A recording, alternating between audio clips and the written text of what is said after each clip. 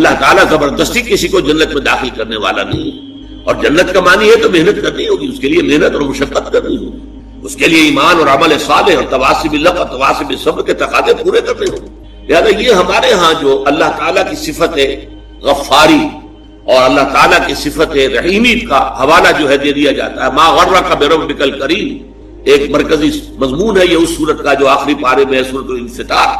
تمہیں کس چیز نے دھوکے میں ڈال دیا اپنے رب کے بارے میں؟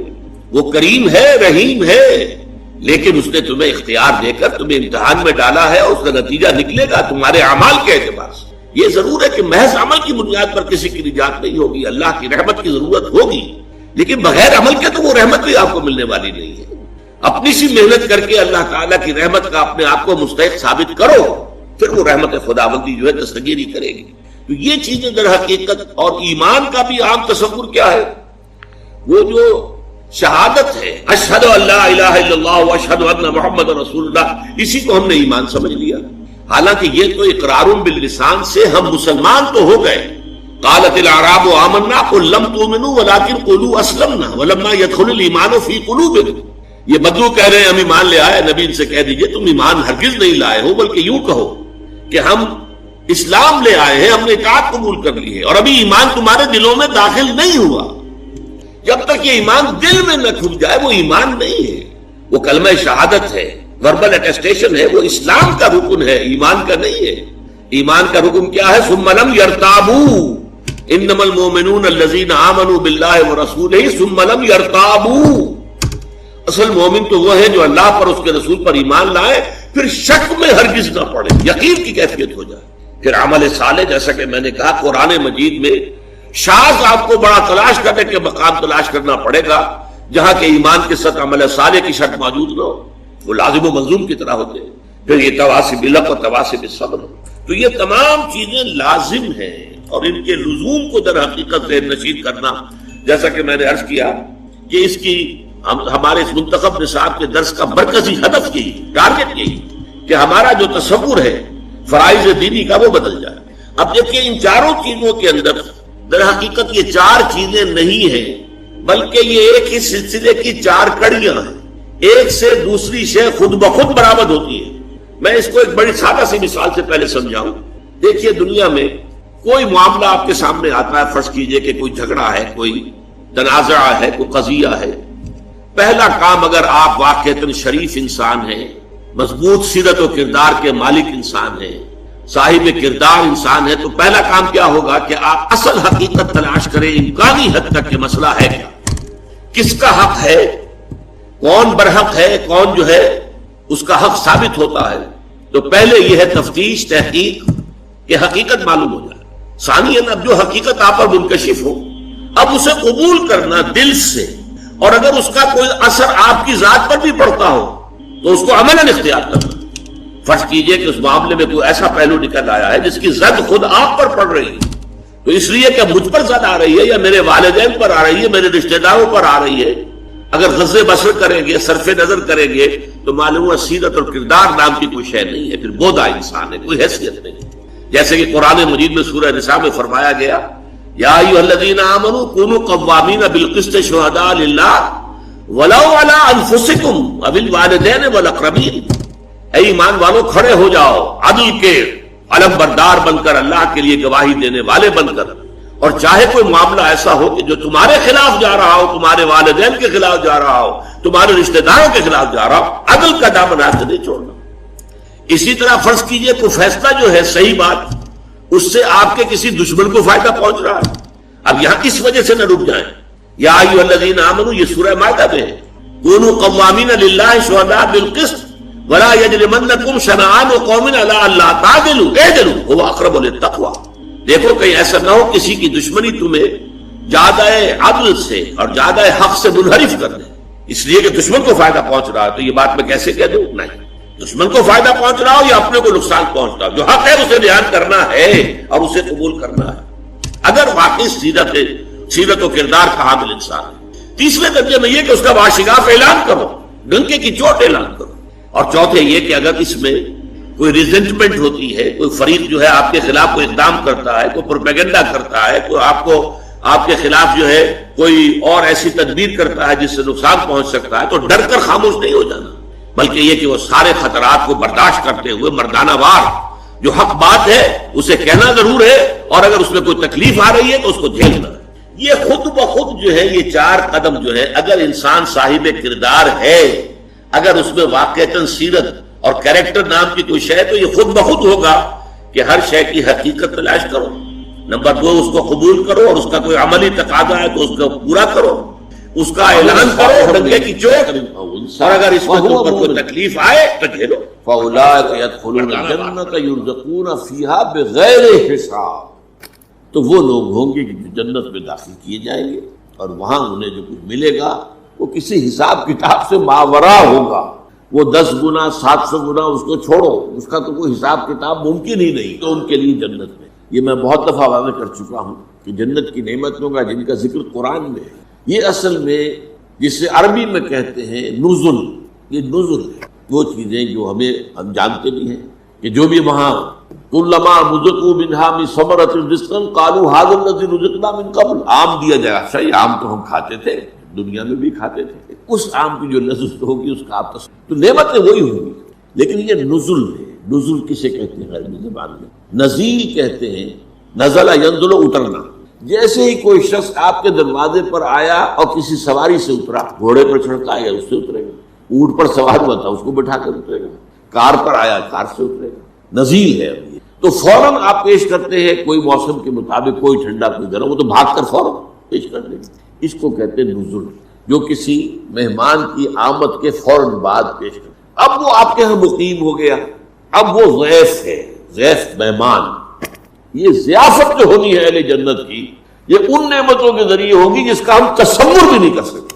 حدیث میں آیا ما لا عین رأت ولا اذن سمعت وما خطر علی قلب بشر، یہ ضیافت جو ہوگی وہاں بعد میں، وہ تو حقیقت کہا کہ وہ ایسی چیزیں ہیں جو نہ کسی آنکھ نے دیکھی، نہ کسی کان نے سنی، نہ کسی کے دل میں اس کا احساس و خیال تک وارد ہو۔ تو قرآن مجید میں جب بھی آپ اس کو دیکھیں تو اب نظم کے اندر وہ کیا گیا ہے، اس کی بھی کیا اس کی توجیہ ہے عقلی، وہ ساری دنیاوی نعمتیں جن سے انسان نے اپنے آپ کو روکے رکھا۔ انسانوں میں سب سے بڑا جذبہ، سب سے بڑا موٹیو جنسی ہے۔ اللہ نے بڑی کشش کی، مرد میں عورت کے لیے، عورت میں مرد کے لیے، لیکن عورت پیسو ہے، مزاجن، وہ اقدام نہیں کرتی، آگے نہیں بڑھتا، مرد اقدام کرتا آگے بڑھتا۔ یہ جو کشش ہے اس کے نتیجے میں مرد اور عورت کے درمیان بے حجابی گویا کہ آگ پر تیل ڈالنا ہے۔ اسلام نے اس کو روکا ہے، پورا نظام اس کا معاشرتی، ایک بہت بڑا پردہ پورے معاشرے میں، بہت بڑا پردہ، جیسے یہ چھوٹا سا پردہ آپ کو نظر آ رہا ہے، ادھر عورتیں ادھر مرد۔ اب یہ ہے بہت پیاری آیت ہماری خواتین کے لیے قابل غور۔ نیک بیویاں تو وہ ہیں جو تابع دار ہو، اطاعت کیش ہو، مردوں کا کہنا مانے کہ اطاعت حافظات للغیب، اور غیب میں ان کے لیے محافظ بنے، ان کے مال کا بھی حفاظت کرے۔ یہ نہیں ہے خیانت کر کے 100 کو گیا ہوا جو چاہو اس کے مال میں سے جس کو میں جو چاہوں دے دوں، نہیں، یہ اس کا مال جو ہے اسی کا ہے، اس کی خیانت بھی کرے گی، وہ امانت کے ساتھ حفاظت کرے گی، اور اس کے علاوہ اپنے نفس کی حفاظت کرے گی، اس لیے کہ وہ بھی اب شوہر کی امانت ہے۔ اب اس کا جو بھی جنسی معاملہ ہے وہ اس کے اپنے پیار میں نہیں رہا، اس کو ملک مذہب کہتے ہیں ہماری فقہ کے اندر حقیقت اس کا اختیار کامل شوہر کے ہاتھ میں آ چکا ہے، اس کے جنسی اعضاء جو ہے وہ شوہر کے کنٹرول میں، ملک ملکیت جو ہے کہ اس کی ہے، لہٰذا اس میں کوئی خیانت نہیں وہ کر رہی ہے تو وہ بھی اس کے خلاف ہو جائے گا۔ فالصالحات قانتات، تو نیک بیویاں وہ ہوتی ہے جو تابع دار ہو، فرما بردار ہو، اور غیب میں یعنی شوہر کی عدم موجودگی میں جبکہ موجود نہیں ہے حفاظت کرنے والی ہو، اور وہ حفاظت نہاد کی بھی اور ان کا اپنے نفس کی بھی۔ یہ کام آسان نہیں ہے، آپ کو معلوم ہے، شوہر کبھی 4 مہینے کے لیے باہر چلا گیا ہے، کبھی 1 سال کے لیے باہر چلا گیا ہے، عورت کے لیے اپنے نفس کو تھامے رکھنا، اپنی جنسی خواہشات کو، فصلی جوان عورت ہے، اس کی اپنی بھی، اس کی بھی نفسانی خواہشات ہیں، تو آسان کام نہیں۔ یہی وجہ ہے آپ کے علم میں ہوگا کہ واقعہ بڑا عجیب پیش آیا تھا، اس کو بیان کرتے ہوئے شرط بھی آتی ہے۔ حضرت عمر رضی اللہ تعالیٰ عنہ اپنے وہاں کے گشت میں ایک مکان کے پاس سے گزر رہے تھے تو انہوں نے سنا کہ ایک عورت جو ہے بہت الفاظ میں کچھ گا رہی ہے. اگر مجھے اللہ اس کے رسول کا فرق کا خوف نہ ہوتا تو تم دیکھتے کہ اس وقت میری چارپائی جو ہے چرچرا رہی ہو. تو اس پر حضرت عمر جو ہے وہ تلمبو ہوا کہ ہمارے لوگ جو ہے جہاد پر جاتے ہیں سال بھر تک واپس نہیں آتے. تو اس سے تو سوسائٹی کے اندر بہت زیادہ جو ہے ایک اندیشہ ہو جائے گا.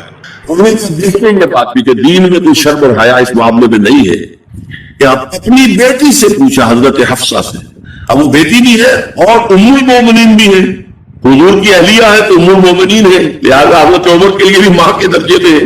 اگر چاہے حضرت عمر کی صاحبزادی کہ تم مجھے بتاؤ حفصہ ایک عورت زیادہ سے زیادہ کتنے عرصے تک صبر کر سکتی ہے, اور کوئی قباحت محسوس نہیں کی حضرت حفصہ رضی اللہ تعالی عنہا نے 4 مہینے.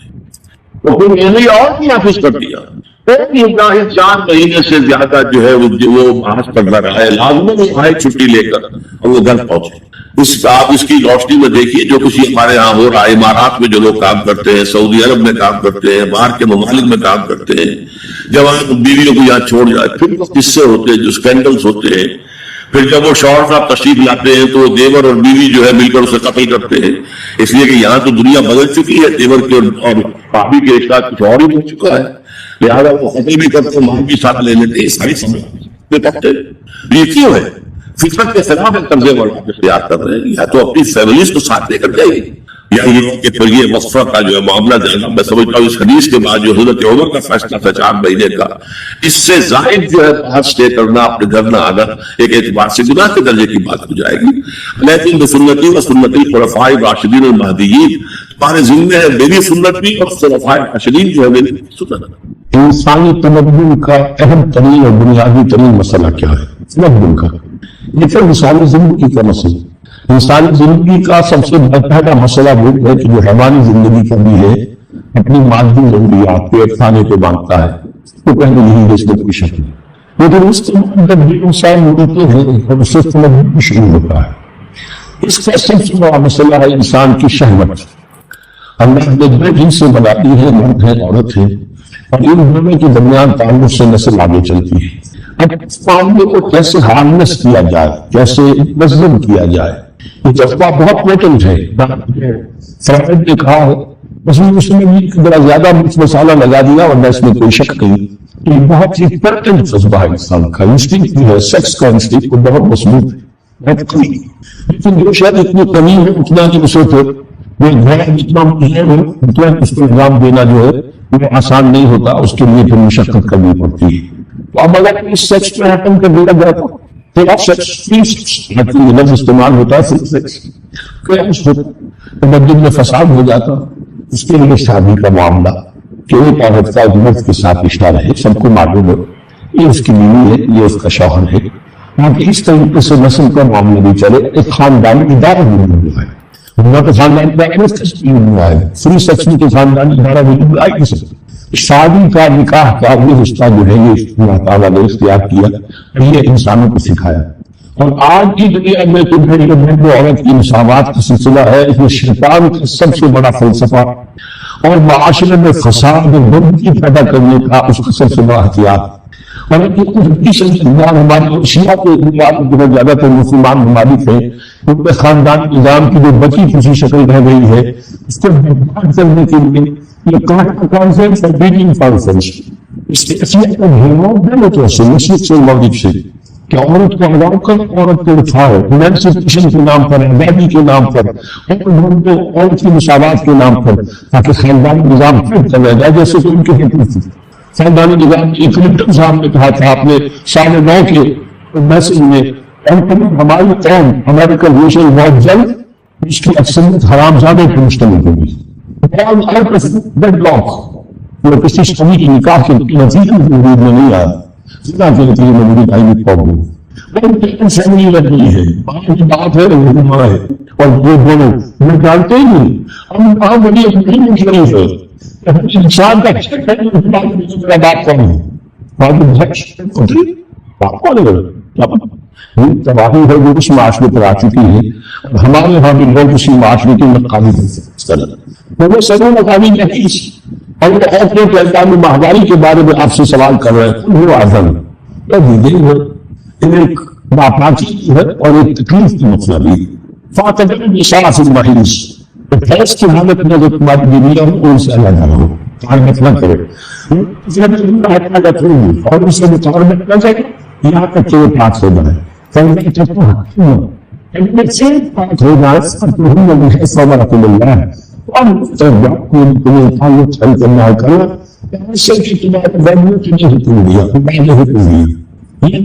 क्या है इंसान जानता है, रहमान के बात में लेकिन ये क्या बात है कि शायद मेरे जब इंसान जो है तो बात उसका अमल है कि मैंने गलत है काम है कि अल्लाह ताला ने जो भी तुम्हारी फितरत में जाना है रास्ता हकीकत में है तो हमारा कबूल्ला अल्लाह मोहम्मद करता है कहना चलने वालों से करने वालों से इन नापाक चीजों से दूर रहें। तो साल तुम हासिल रखो, तुम्हारे लिए वैसे फसल काटते हो तो बल्कि सल्लल्लाहु ताला तुम्हें बता करता है अल्लाह से तुम शक्ति तो अपनी जगह है इसमें रुकावट नहीं है। अल्लाह के सिवा किसी और की इताअत जिससे अल्लाह की मासियत लाजिम आती हो, शिर्क। ला ताअत ले मखलूकिन फी मासियतिल खालिक, मखलूक में से किसी की इताअत नहीं होगी कि उस मामले में जिसमें खालिक की मासियत लाजिम है। हाँ, खालिक के अहकाम के अंदर अंदर वालिदैन का हुक्म भी मानो, इताअत करो, असातिज़ा का हुक्म मानो, किसी और को अपना लीडर माना उसका हुक्म मानो, लेकिन नॉट बियॉन्ड वो जो सर्कल है किताब और सुन्नत का, उससे बाहर नहीं। ला ताअत ले मखलूकिन फी मासियतिल खालिक, ये आप अलजबरे के फार्मूले के तौर पर अपने सामने रखें। अब इसे अप्लाई कीजिए, जैसे फार्मूलों के जरिए से फिर बड़े बड़े वो सम जो है वो हल किए जाते थे सवालात। सुबह का वक्त है, आंख भी खुली है, अजान की आवाज भी कान में आई है, आपका नफ्स कहता है अभी सो जी, आपने अपनी चादर या कंबल को दुरुस्त किया और करवट लिया, ये क्या है? आपने किसका हुक्म पीछे फेंका और किसका हुक्म माना? अल्लाह के हुक्म को पीछे फेंक दिया, नफ्स के हुक्म को आगे रखा। ये शिर्क, इस शिर्क को जानने वाले बहुत कम।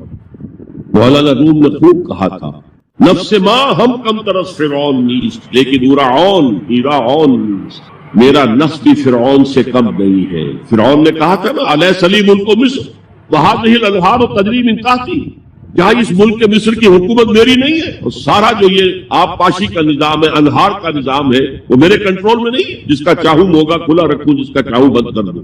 ये था खुदाई का दावा, अना रब्बुकुमुल आला। तो मौलाना रूम कहते हैं मेरा नफ्स भी उससे कमतर नहीं है। वो कहता ये जिस्म मेरा है, इस पर मेरा हुक्म चलेगा, मैं नहीं जानता कौन अल्लाह कौन रसूल, क्या हराम क्या हलाल। वो फिरौन से कम तो नहीं है मेरा नफ्स। लेकिन उराओन उसकी बहुत मदद थी, फौज थी, लाओ लश्कर था, तो उसने जबान से भी कह दिया खुलकर अला रब्बुकुमुल आला। मैं मिस्कीन हूँ, गरीब हूँ, मेरे पास कोई ताकत नहीं है, मैं जबान से तो कुछ नहीं कह सकता, अंदर से मेरा नफ्स यही कहता। ये नफ्स की हुकूमत कुरान कहता है।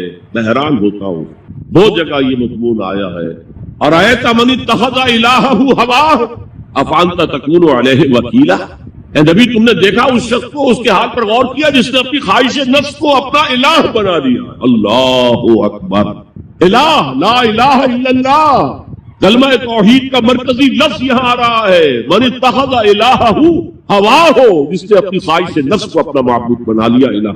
अफअंता तकूनु अलैहि वकीला, क्या आप ऐसे शख्स की कोई जिम्मेदारी ले सकते हैं? सूद हराम हुआ करे जी, हराम वराम, हमारा धंधा जो है वो आगे बढ़ नहीं सकता। तो अल्लाह के हुक्म को पीछे डाला, नफ्स के तकाजे को आगे रखा। कौन माबूद है आप? नाम अब्दुल्ला रखिए, नाम अब्दुल रहमान रखिए, है अब्दुल नफ्स, नफ्स के बंदे, नफ्स के गुलाम। ये मैंने यूं समझिए कि जैसे मैंने हिजरत और जिहाद की डेफिनेशन की थी। हिजरत का बेस क्या है? पूछा कि अय्युल हिजरत अफजल या रसूल अल्लाह, है अल्लाह के रसूल बताइए सबसे आला हिजरत कौन सी है, अफजल? फरमाया अंताजुरा मा करे रब्बुक, हर उस चीज को छोड़ दो जो तुम्हारे रब को पसंद नहीं। आज रात ही से आप हिजरत शुरू कर सकते हैं। जायजा लीजिए क्या क्या चीजें मेरी जिंदगी में खिलाफ शरीयत है, तो अल्लाह को नापसंद है, फैसला कीजिए कि आज के बाद नहीं होगी। हिजरत शुरू हो गई, अफजलुल हिजरा, सबसे अफजल हिजरत शुरू हो गई। लेकिन टॉप पर ले जाइए तो ये हिजरत جب اللہ کے دین کو قائم کرنے کی جدوجہد اس مرحلے پر آ جائے کہ اب باطل کے ساتھ ٹکراؤ ہے اور اب چاہیے کہ ساری قوت ایک مرکز پر جمع ہو جائے، ہجرت فرض کر دی گئی، وہ ہجرت گھر بار چھوڑ کر، اہل و عیال کو چھوڑ کر اور مکے کے بھیڑیوں کے رحم و کرم پر چھوڑ کر اپنے گھر والوں کو جو لوگ ہجرت کر کے آئے، حکم تھا۔ ہجرت مدینہ فرض تھی، ہجرت حبشہ فرض نہیں تھی، صرف اجازت تھی کہ جن سے سختیاں نہیں جھیلی جا رہی مزید وہ چلے جائیں۔ ہجرت کا یہ ابتدائی نقطہ، انتہا یہ جہاد، المجاہد من جاہد نفسہ، جہاد تو یہاں سے شروع ہو گیا، اپنے نفس کے خلاف جہاد کرنا۔ صبح نفس نے کہا ابھی سو جا، آپ نے نفس کی بات کو رد کیا، اپنا کمبل اٹھا کے پھینکا، اٹھے، وضو کیا، نماز کے لیے آپ مسجد چل دیے، آپ نے جہاد کیا نفس کے خلاف۔ یہ افضل الجہاد ہے، اور سب سے چوٹی اوپر یہ ہے کہ جب وہ حق و باطل کی جنگ ہو تو جان ہتھیلی پر رکھ کر میدان میں حاضر ہو۔ انہی آپ پر ایک شرط کر لی ہے مشرکین مکہ کے سرداروں میں سے ایک سے کہ 3 سال کی شرط انہوں نے لگا دی، کم سے کم مدت جو ہوتی ویزا کی 3 سال، کہ 3 سال کے اندر اندر اگر یہ صورتحال تبدیل نہ ہوئی تو میں 100 اونٹوں میں دوں گا، اور اگر قرآن کی پیشن گوئی درست ہو گئی تو 300۔ اور اس وقت تک اس طرح کی شرط لگانا ابھی ختم نہیں ہوا تھا، کیونکہ شریعت کے احکام تفصیلی تو آئے نہیں کہ ابھی تو نہ شراب نہ جوا، تو اس طرح کی شرط لگانا کس طرح کوئی حرامی کو حرام والی بات اچھی نہیں۔ لیکن حضور نے فرمایا کہ نہیں، یہ تم نے غلط ہے۔ جب بدعہ کا اطلاق 3 سے 9 تک پر ہوتا ہے تو تم 9 سال تم اونٹوں کی مقدار بڑھا دو، لیکن کہو کہ یہ 9 سال کی مدت جو ہے اس کے اندر اندر یہ معاملہ ہوگا، اس لیے کہ بزا قرآن مجید کا لفظ ہے وہ عربی زبان میں کم سے کم اقل مدت 3 برس ہے، لیکن یہ کہ اس کی اکثر مدت 9 برس۔ تو حضرت ابو بکر نے وہ بدلا اور ٹھیک 9 سال بعد وہ صورتحال پیش آ گئی۔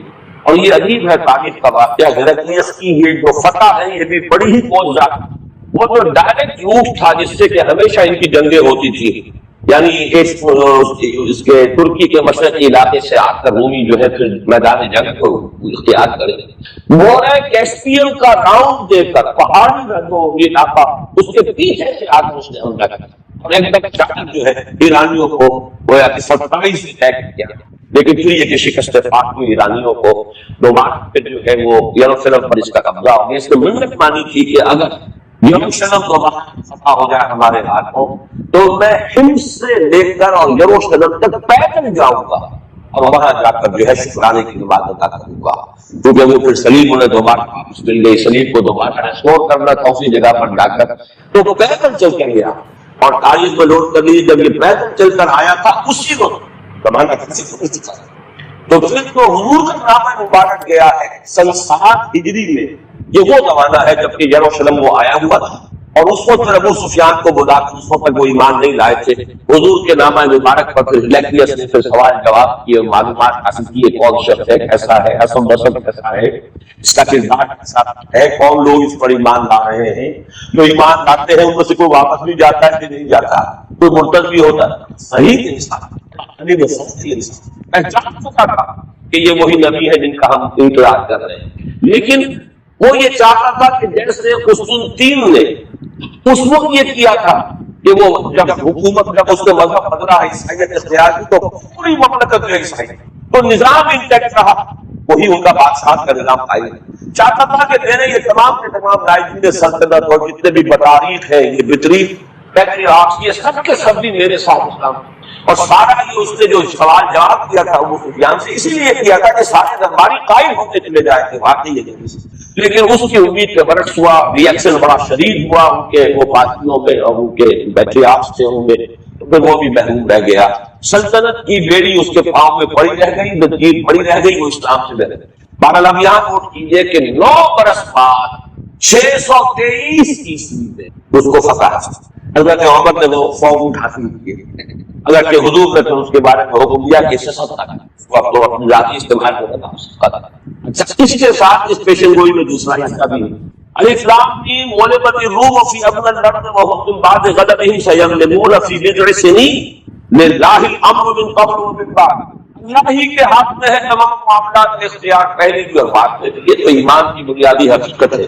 وَيَوْمَئِذٍ يَفْرَحُ الْمُؤْمِنُونَ، اور اس روز اہل ایمان بھی بہت خوشیاں منا رہے ہوں گے، یہ اس پیشن گوئی کا گفرائش ہے۔ این بدر کے دن یہ خبر آئی ہے کہ یہ پیشن گوئی صحیح ہو، 9 برس ہو گئے، سن 5 جو نبوی سے اور غزوہ بدر 623 عیسوی میں غزوہ بدر ہو رہا ہے، 622 میں ہجرت ہے اور 623 میں غزوہ بدر، اور جس روز فتح مسلمانوں کو حاصل ہوئی ہے بدر میں، اور سرداران قریش جو ہے وہ کھجور کے کٹے ہوئے تلوں کے مانند جو ہے پڑے ہوئے نظر آئے ہیں میدان بدر میں، اسی وقت فتح کی خبر آئی ہے کہ رومیوں کو دوبارہ فتح حاصل ہو گئی ہے۔ یومئذ یفرح المؤمنون، اس دن اہل ایمان کو بھی بہت فرح ہوگی، بہت خوشی حاصل ہوگی، وہ بھی جشن منا رہے ہوں گے بے نصر اللہ، اللہ کی مدد سے، مدد میں جو اللہ تعالیٰ کی نصرت آئی ہے۔ ینصر من یشاء